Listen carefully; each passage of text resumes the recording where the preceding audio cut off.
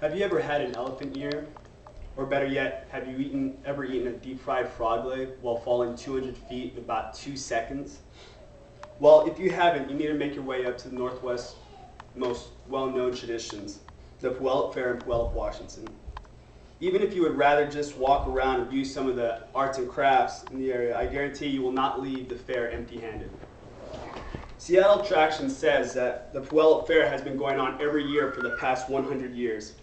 I have a family friend who recently turned 90 years old last Sunday, and he confirmed that comment. And he also added some extra history. Apparently the Puyallup Fairgrounds also used to be a Japanese internment camp during World War II. It's hard to believe that a place like that holds so many good memories for its visitors had once been a place that struck fear into the Japanese Americans' lives.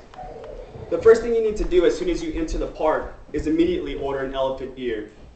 In case you don't know what an elephant ear is, it is comparable to a giant donut covered in brown sugar and cinnamon.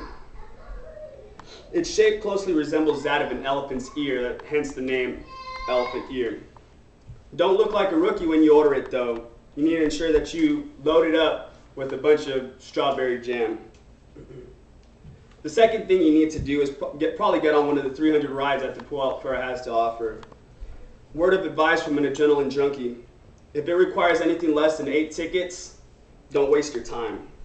The big attraction this year was the Cliffhanger.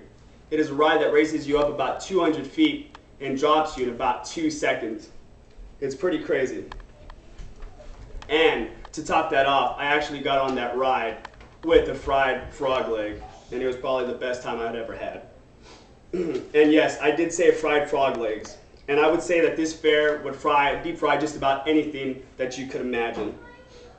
But I have to say my own personal favorite was the turkey leg. That's a classic. It's my all-time favorite.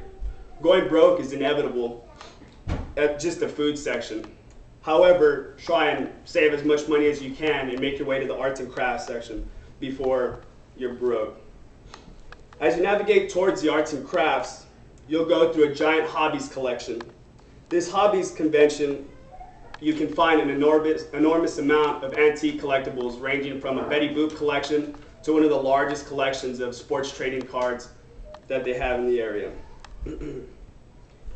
Finally, the last thing you need to do when you come to this extraordinary event is the arts and crafts. Like I said before, this is probably one of the most unique arts and crafts shows in the United States. I actually picked up this pretty rare painting right here done by Jonathan Dietz. I have to say, it put me over my budget, but was well worth the authenticity. Anyways, what really makes it unique is the mix of everything. There are booths that sell the best homemade jam west of the Mississippi, and booths that upcoming artists use to show off their amazing artistic talents.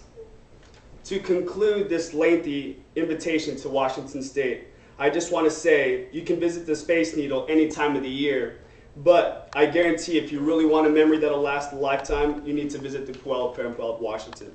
Remember, you will not leave the fair empty-handed.